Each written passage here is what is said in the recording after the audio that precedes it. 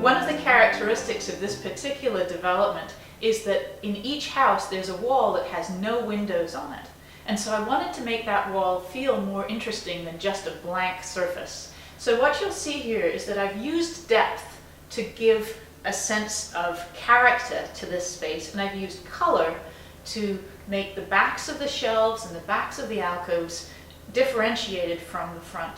So it adds a lot of personality to the space, and I call this wall thickness, and an interesting wall thickness gives you a sense of much more personality for that particular space. So if you have a spot where you don't have a lot of character, this is a very simple principle to implement, and it gives you extra storage as well.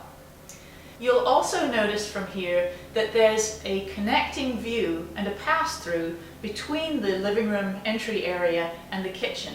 This is a wonderful spot to sit and talk with somebody as they're cooking, but also feel connected with the living room. So you can get a sense from this side how nice that connection is. There's a lot of other things going on in this kitchen as well. First of all, let me point you to the medallion of tile above the cooktop. This is what I call a point of focus, and in any kitchen it really is improved tremendously by taking that space between the hood and the cooktop and making something special of it. You'll also notice that there's a lot of ceiling height variety in this room as well.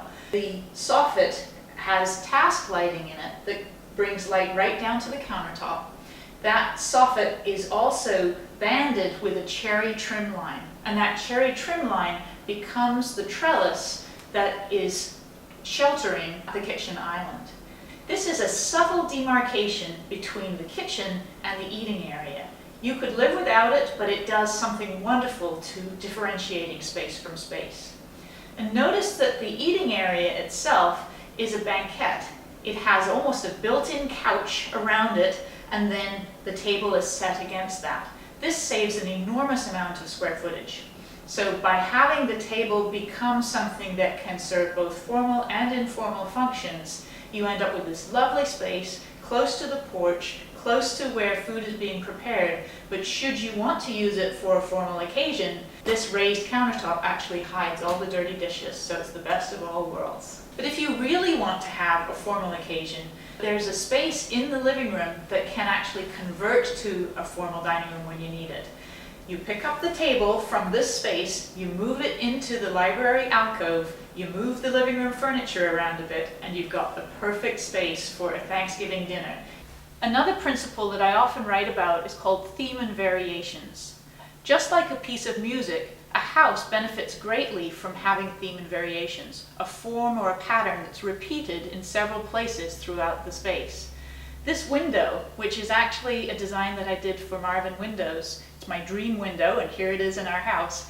It's also repeated in pattern on the roof deck, as there's a little window that looks out over the alley and the trees beyond. And so you'll see how theme and variations can really tie a house together in a unique way.